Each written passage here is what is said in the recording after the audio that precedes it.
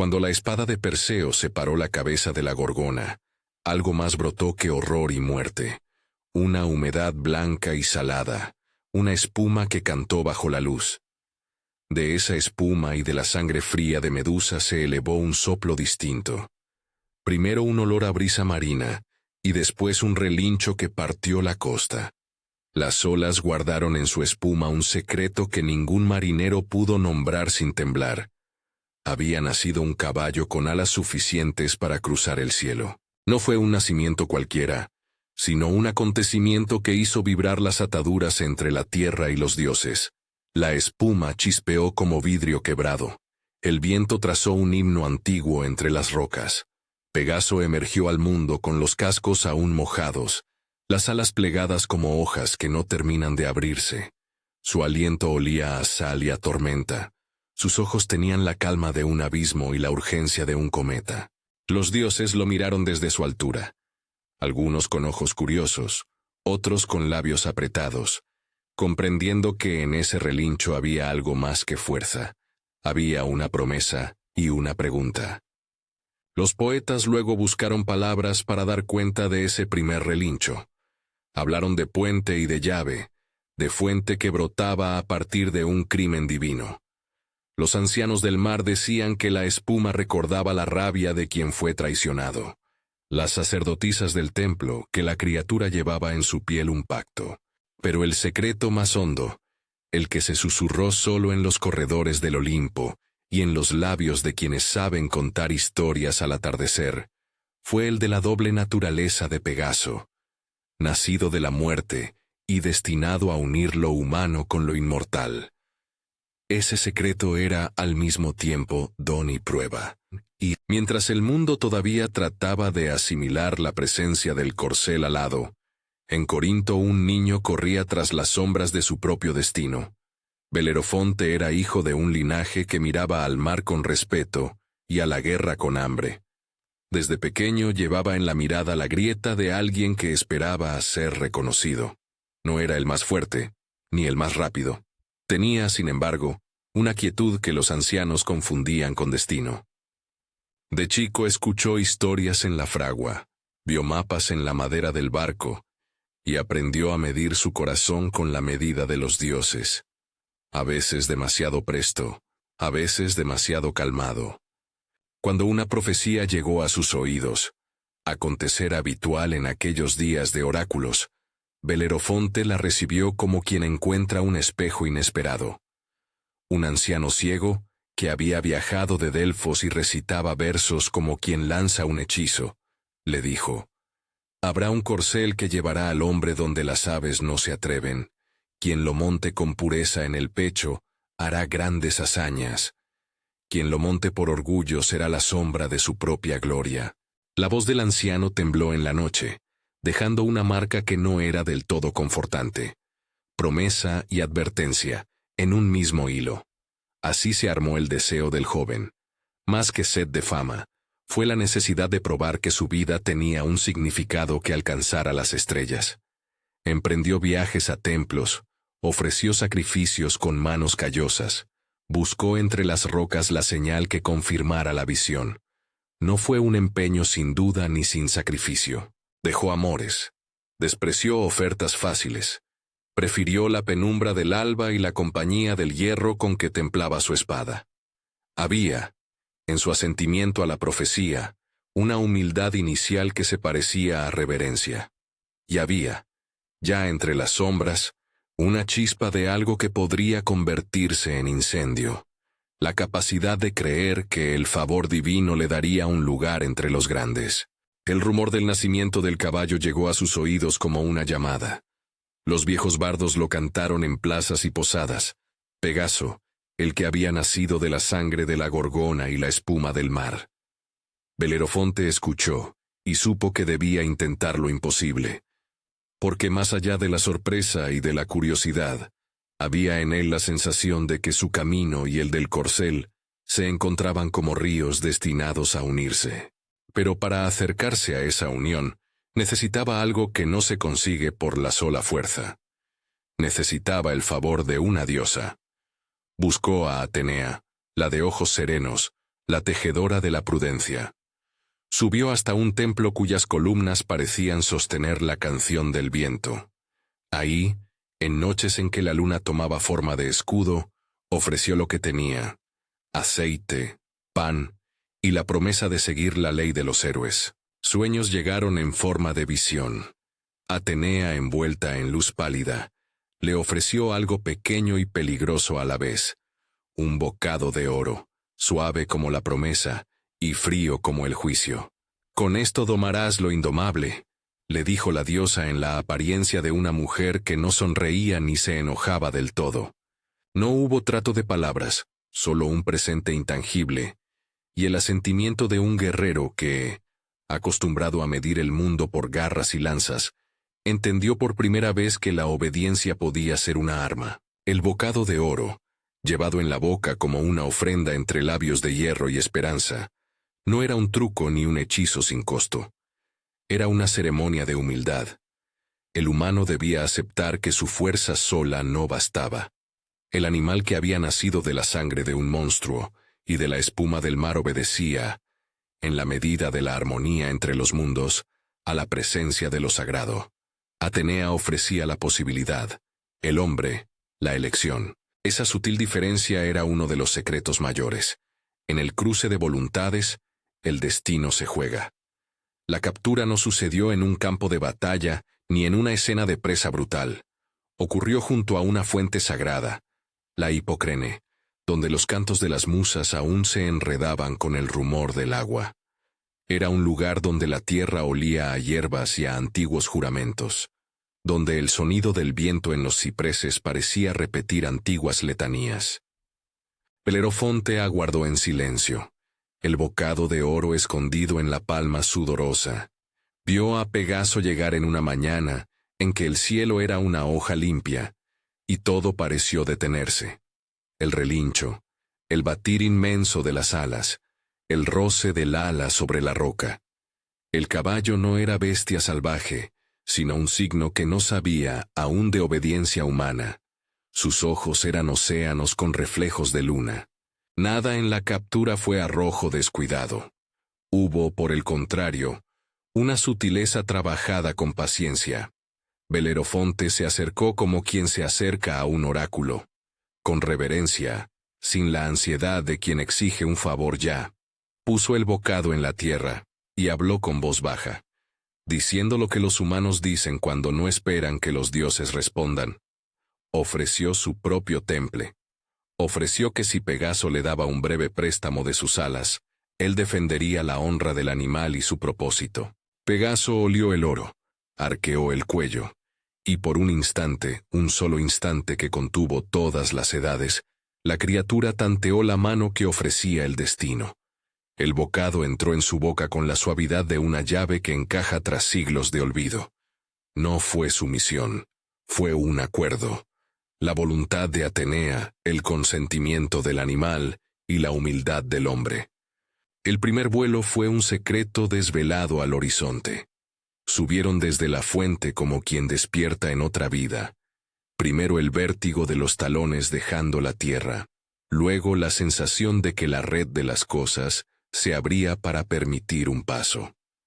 Desde el lomo blanco y musculoso, Belerofonte vio Grecia como nadie la había visto.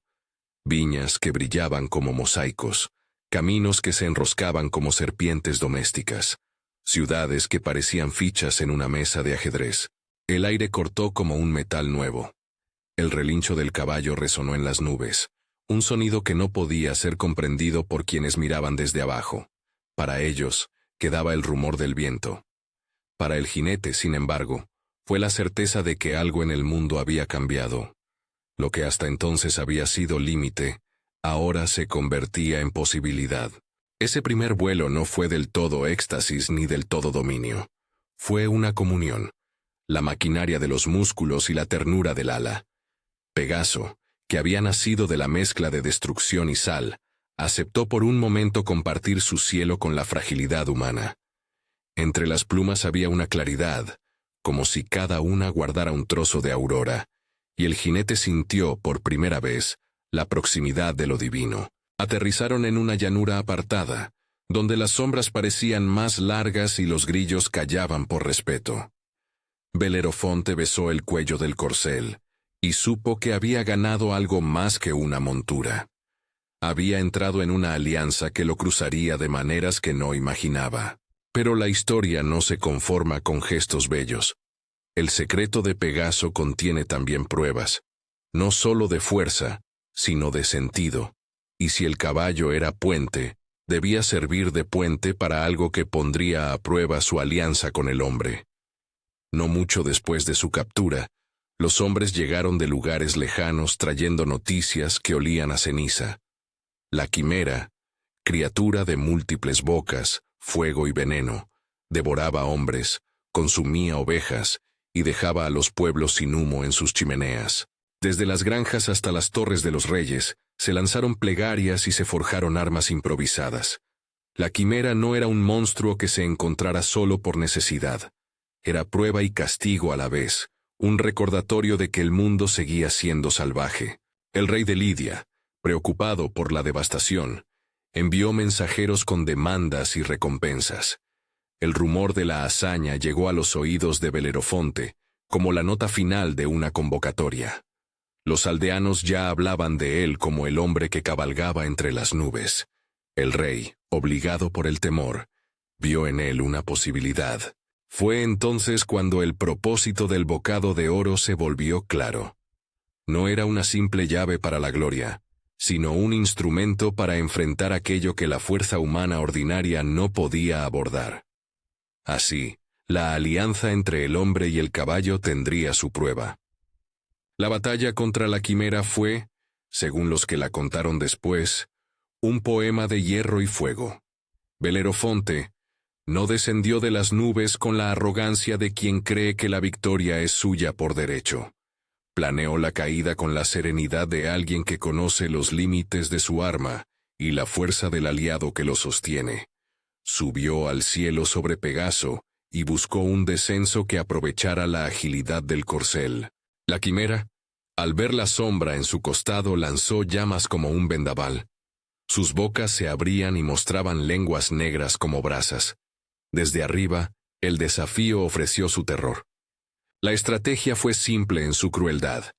Obligar al monstruo a mirar hacia arriba, usar la velocidad del caballo para esquivar el fuego, y encontrar el punto débil en la amalgama de bestias. Hubo momentos en que la lanza de Belerofonte se trizó como una rama, y momentos en que la quimera pareció no conocer límite ni miedo, pero el vuelo permitía maniobrar.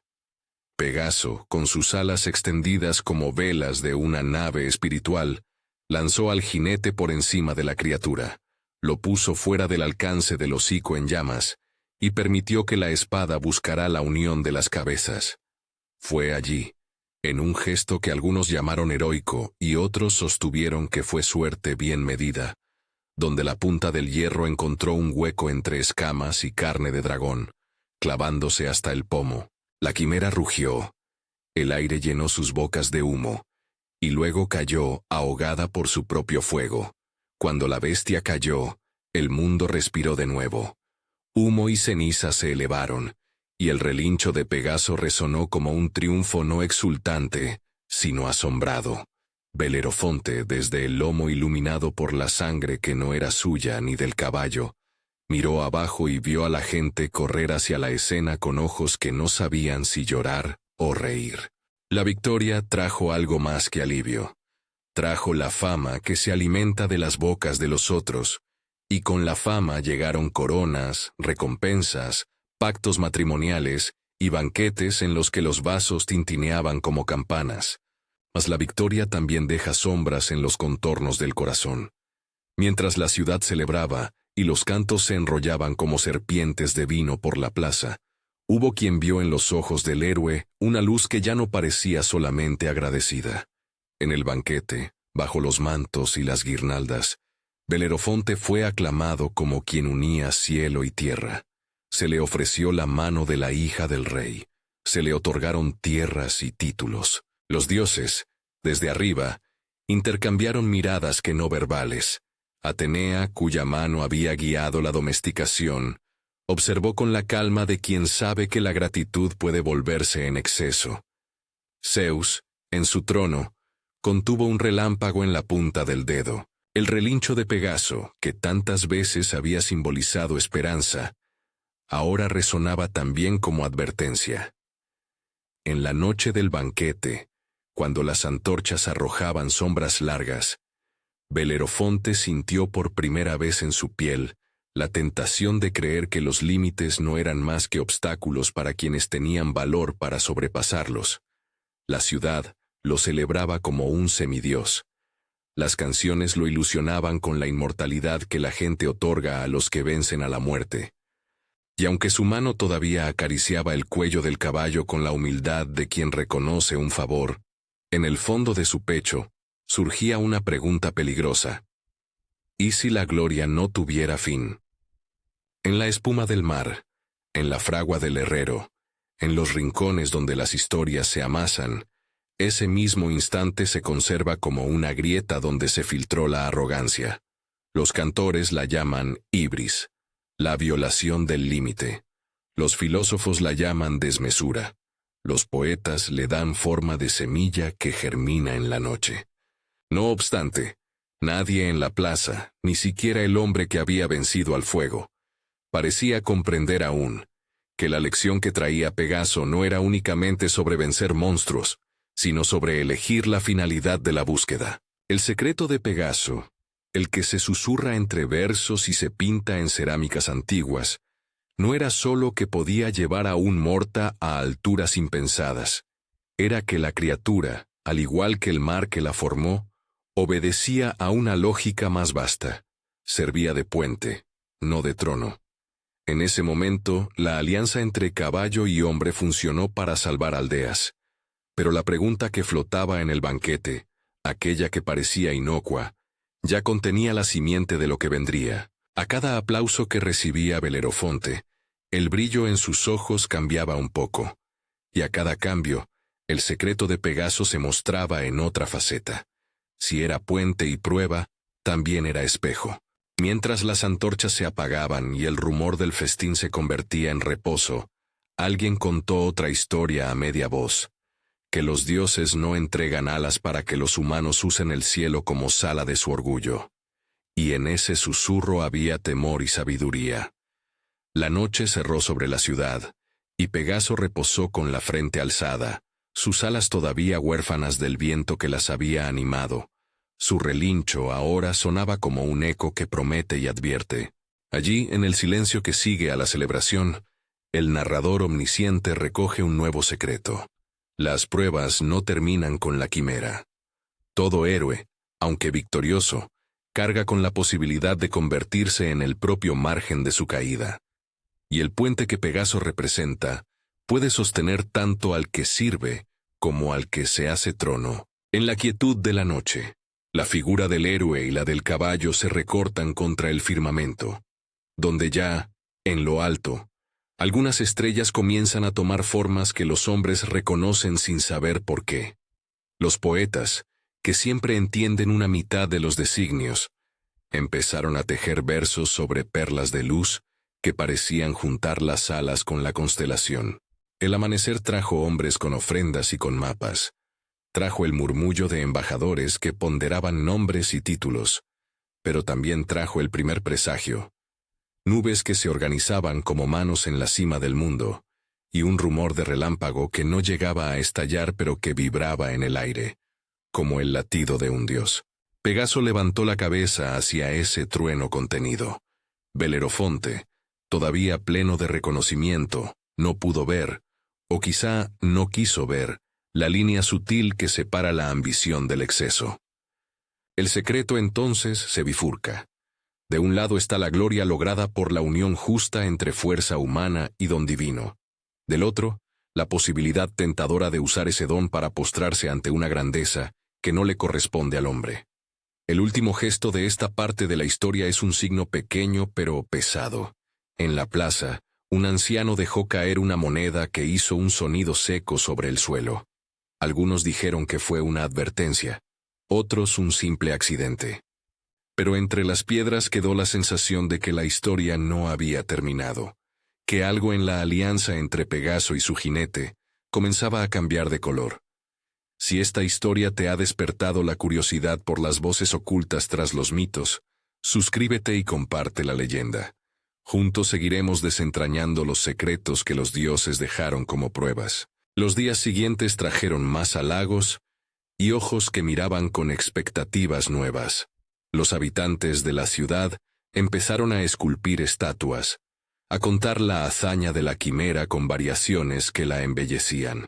Belerofonte, en su cuarto alto, observaba esas estatuas y de vez en cuando golpeaba la madera de su arco como quien busca afinación. Pegaso comía en silencio, sacudiendo el polvo de sus alas, como si cada pluma guardara un recuerdo de la espuma y de la sangre que fueron su origen. En ocasiones daba pasos que parecían dirigidos no a la celebración, sino a la contemplación de algún punto en el horizonte donde el cielo y la tierra discutían. El rey complacido ofreció al héroe honores y riquezas. Le confirió tierras y la mano de su hija, que según los cantos poseía la mirada de la luna y la risa del trigo. Belerofonte aceptó lo que el rey le dio, pero en el fondo, entre la gratitud y la ambición, algo oscilaba. No era simplemente el peso de la responsabilidad, sino la petición secreta que late en todo corazón humano cuando siente que ha tocado la cumbre. ¿Y si subir más alto fuera posible? ¿Y si el hombre pudiera sentarse junto a los inmortales y reclamar un lugar en su mesa?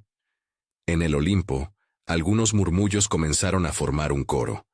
Atenea, observadora, mostró en su rostro la constelación de la prudencia. Zeus, por su parte, contuvo una intención en su pecho como quien guarda un rayo para el momento justo. Los dioses no son fríos observadores distantes, son custodios del orden, y cuando alguien intenta transgredir ese orden por vanidad, el equilibrio exige respuesta. No obstante, la decisión de intervenir no nace de la crueldad sino del cuidado por la estructura que sostiene el mundo. Ese matiz es crucial. Los dioses no actúan por odio, sino por la defensa de una armonía que si se rompe, destruye tanto a los hombres como a los propios cielos. Y así, mientras la ciudad festejaba y las estatuas crecían, el secreto más inquietante de Pegaso permanecía latente. El corcel no quería ser pedestal para la soberbia, era puente para los que buscan más allá de sí mismos. La pregunta que queda flotando en el aire es la que se escucha cuando cae la noche, y solo los lobos responden a la luna. ¿Qué sucede cuando el puente comienza a creerse camino definitivo? El relincho de Pegaso, que una vez partió el cielo como anuncio, ahora era un presagio que nadie, por completo, estaba dispuesto a oír. Al final de esta mañana, con las sombras alargadas y el rumor de una tormenta contenida, Belerofonte montó de nuevo al caballo. El viento, que tantas veces trae respuestas, soplaba con la dirección de la duda. Desde el lomo de Pegaso, la tierra parecía un tapiz que podría arder o florecer según el uso que el hombre hiciera de sus alas. El héroe miró hacia el Olimpo, no como quien saluda, sino como quien imagina un destino posible. Y en ese gesto, tan humano y tan peligroso, se abrieron las puertas hacia una prueba que ya no sería de monstruos ante la cual mostrar valor físico, sino de un juicio íntimo cuyos ecos alcanzarían incluso a las estrellas. El viento empujó como una mano antigua, cuando Belerofonte apuntó su mirada hacia el Olimpo. No era un gesto de saludo, era la forma en que un hombre traza un destino en una línea recta y espera que el mundo se doble a ella. Pegaso, bajo él, respiró con la profundidad de quien trae el mar en la sangre. Sus muslos se tensaron, las alas se abrieron como cortinas que desvelan otra escena. Subieron y la tierra quedó empequeñecida. Los olivares fueron manchas, los caminos, filamentos de plata. El aire se volvió más delgado, la voz de los hombres, un rumor que no alcanzaba. Atenea observó desde su torre de pensamientos. No pronunció una orden ni una acusación. En su rostro había la quietud de quien piensa en telas que se deshilachan. Conocimiento del don y del riesgo al mismo tiempo. No fue ni celebración ni reproche.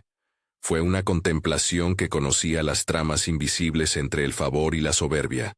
Los otros dioses miraron. Zeus, en su trono de nubes, juntó los dedos como quien reúne una tormenta en la palma. No por odio, sino por la preservación de un orden que, si se rompe, trae daño tanto a los hombres como al propio tejido del cosmos. Belerofonte ascendió más allá de donde la bruma hace falta tener nombre.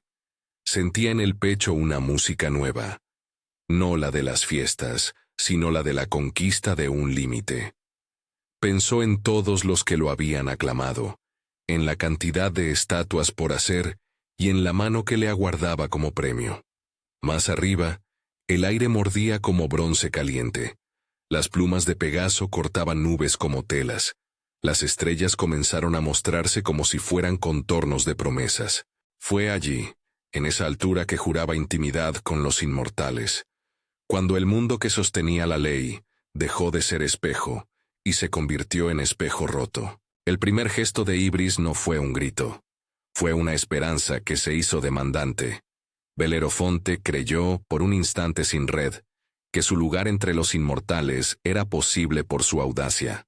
No concibió la idea como una ofensa. La concibió como una culminación justa, como el destino cumplido de un hombre que había pagado su precio. Su voz, dirigida a la cúpula celeste, fue una exclamación de triunfo que sonó tan humana como cualquier deseo nocturno. Pegaso, ajeno a la contienda de dioses, respondía con un relincho que parecía preguntar por la razón de tanto fuego en los ojos del jinete. Zeus no actuó como un verdugo, actuó como quien restablece una balanza. El rayo que partió del cielo no fue un gesto de rabia distante, sino la energía concentrada de un orden que llamaba a la mesura. No hubo furia teatral, hubo cumplimiento de una regla ancestral. Los dioses custodiaban aquello que debía permanecer fuera del alcance reiterado de los mortales. El relámpago descendió como una aclaración. Impactó sin dramatismo escénico, pero con la misma certeza de la ley, que cae sobre los actos que desbordan su cauce. La caída fue un tiempo al ralentí. El primero en escuchar fue el silencio, la ausencia de viento, como si el mundo contuviera la respiración. Se oyó el batir frenético de las alas, luego un choque que no fue solo carne contra roca, sino la ruptura de una posibilidad. El aire mordió la mente de Belerofonte con la nitidez de un dios que marca el límite. Sintió el golpe en los huesos y la dispersión de la gloria en fragmentos. No hubo una lluvia de fuego ni tormentas apocalípticas. Hubo la certeza singular de que el puente se había convertido en trono y el trono no era para él. Pegaso, en la confusión del impacto, no sufrió la misma suerte. De algún modo, la criatura alada escapó a la ira que rompió la espalda del hombre. Sus alas, empapadas en la sal del origen, conservaron la fuerza que las hizo nacer. Voló lejos de la caída, elevándose hacia donde la noche recogía las historias más puras. Los dioses, que no parecían celebrarlo ni lamentarlo, actuaron con el decoro de quienes forman mitos. En vez de destruir lo que era puente, decidieron preservarlo como símbolo. Zeus, en un gesto que tenía de reconocimiento y de corrección, transformó al corcel en algo distinto, una figura de luz que se asentaría en el firmamento.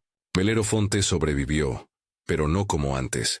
Recordaron los que lo vieron al levantarse de entre las rocas que su mirada había perdido la claridad de la ambición. Le pesaban los pasos y los gestos. Había algo en su porte que ya no invitaba a las canciones de victoria, sino a las narraciones de advertencia. Dejó la cortesanía de los banquetes y se refugió en la soledad de los que aprendieron de sus propios excesos. No fue mártir ni monstruo. Fue un nombre que la tradición convertiría en lección y en poema que advierte. Su caída no fue un final estrepitoso, sino una consecuencia lenta. La gloria que se transforma en sombra, y la sombra que recuerda la temperatura del orgullo. Mientras tanto, en los ojos del mundo, Pegaso trazó su última curva sobre el horizonte mortal. Su ascenso no fue un abandono sin sentido, sino una elevación que tenía de ofrenda y de preservación. Cuando las estrellas comenzaron a acogerlo, el caballo no perdió su origen. La espuma y la sangre seguían siendo parte de su historia, pero ahora esa sangre se volvía luz que guiaba. Los poetas tomaron esa luz para bordar versos que hablaron de un animal que cruzaba cielos y que, convertido en constelación, recordaría a las generaciones que las alas son responsabilidad. La constelación de Pegaso apareció en el firmamento con una noble sencillez. No fue colocada por capricho, sino por la voluntad de que su imagen sirviera de faro. Los marineros la buscaron en la noche como quien busca brújula. Los poetas la invocaron en sus odas como metáfora de elevación legítima. Los muchachos la señalaron en los campos como promesa de historias mayores.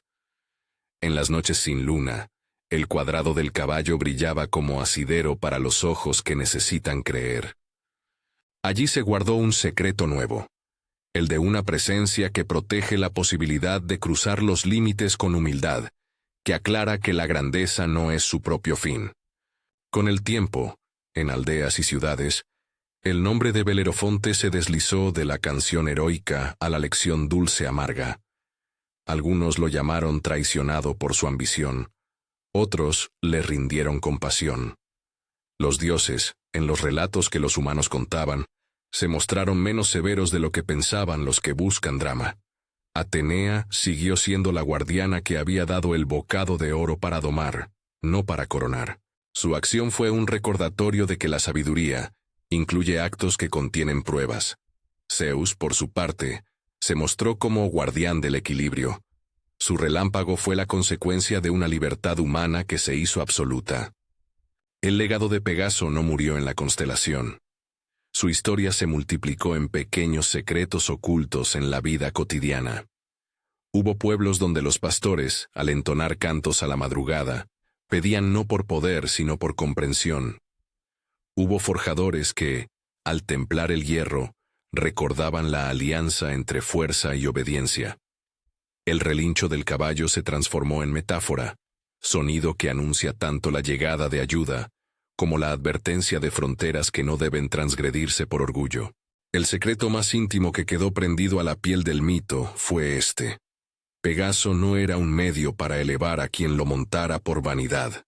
Era un puente que testea el corazón. Las generaciones traen consigo anhelos distintos.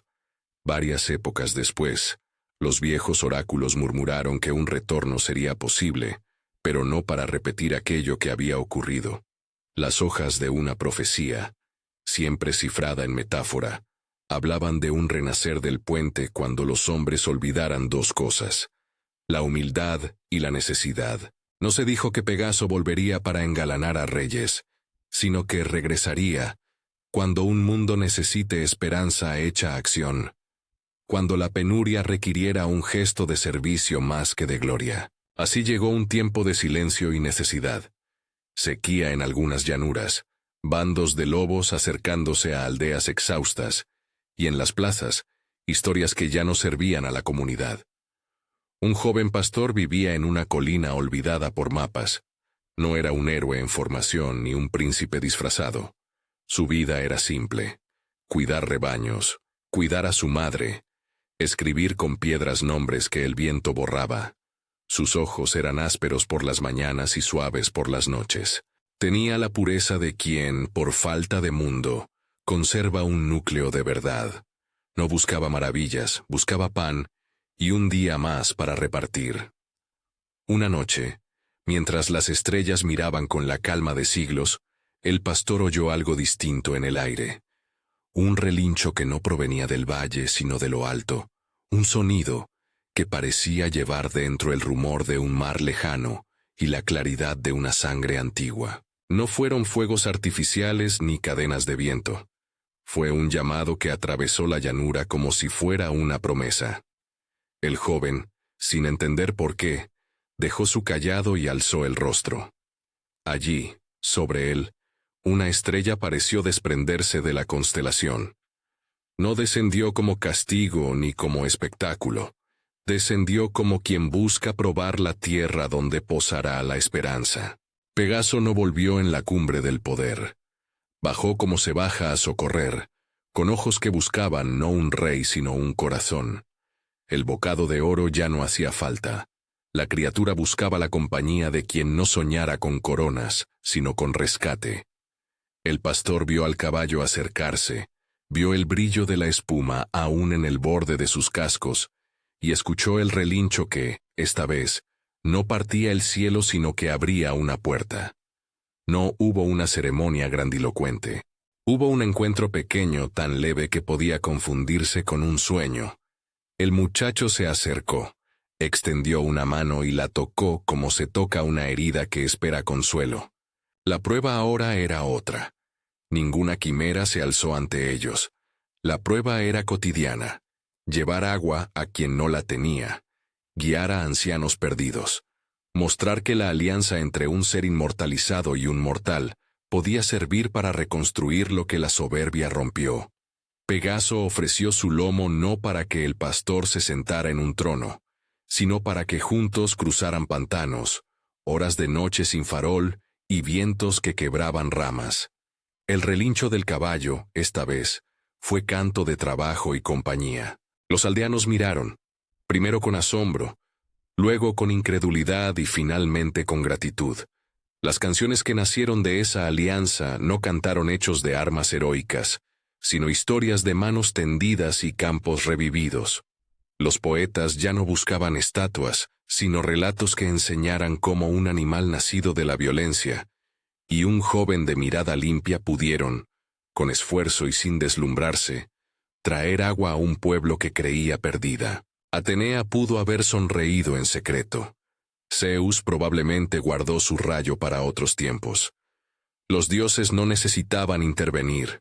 La elección del caballo confirmó lo que siempre había sido su capacidad más brillante y peligrosa al mismo tiempo: elegir. Pegaso eligió de nuevo ser puente, y el secreto que llevó a las estrellas volvió a encarnarse en la tierra. No porque la magia resolviera todo, sino porque la acción humilde sostuvo lo que antes se había roto por vanidad. Los secretos de Pegaso, así, se multiplican como vetas en una roca. 1. Su origen recuerda que las cosas nacen de lo terrible y lo sagrado a la vez, que la belleza puede surgir de la herida. 2. Su poder no es neutral, revela la condición del que lo usa. 3. La elevación no es destino sino responsabilidad. Y 4. La restauración es posible si la elección que guía el uso de lo divino es servicio y no trono. A lo largo de los años, la constelación siguió siendo guía para marineros en noches cerradas y consuelo para los navegantes de la mente. Los pintores, que miran el mundo buscando arquetipos, pintaron caballos con alas en frisos y ánforas, como si quisieran recordar a quien vaya a mirar los signos que el camino verdadero se hace con humildad. Las generaciones aprendieron a leer en el resplandor de la estrella, no la invitación a la gloria fácil, sino el recordatorio de que las alas son herramientas, no coronas. El joven pastor vivió sin ostentación, y cuando su vida acabó, no se forjó su estatua en la plaza central, se contó su historia en las comidas largas, en las manos en las que alguien ofrecía un vaso de agua sin pedir nada a cambio. Pegaso volvió a sus alturas, pero no para olvidar, para vigilar, para anunciar que cuando la soberbia vuelva a levantar su cabeza, habrá un resplandor que recordará el precio de intentar convertirse en algo que no corresponde al hombre. Queda un último secreto, el que quizás se susurra entre quienes aún miran al cielo con verdadera atención. La diferencia entre ansiar las estrellas y pedirles guía. Muchos desean las alturas como finales. Pocos comprenden que las alturas son un lugar desde donde mirar el mundo y volver para servirlo. El relincho de Pegaso nos recuerda eso. No es el sonido de la exclusión, sino la llamada que pregunta si estamos dispuestos a llevar lo alto hacia lo bajo para sanar. Cuando cierro los ojos y pienso en ese relámpago que partió la arrogancia de Belerofonte, no veo solo castigo, veo enseñanza. No es que los dioses castiguen por placer, es que los dioses sostienen una medida que, si se descarga solo en el beneficio propio, vuelve imposible la convivencia misma. Y cuando miro la constelación, Siento que la noche nos regala un espejo. La forma del caballo, la luz que guía, la pregunta que persiste. Los secretos de Pegaso son, en última instancia, puertas hacia nuestras propias decisiones. Somos nosotros quienes decidimos si el don que recibimos nos hace puentes o tronos. La criatura alada no es la dueña de la lección, es su alegoría. Nace de lo oscuro, viaja entre lo humano y lo divino, prueba héroes y guía humildes. Entre la espuma y la sangre, entre el relámpago y el relincho, hay una verdad que los mitos no pronuncian con dureza, sino con ternura. La grandeza verdadera no es la que eleva para ser admirada, sino la que se ofrece para servir. Si este secreto te sorprendió, comparte la historia y suscríbete para seguir explorando mitos que siguen vivos.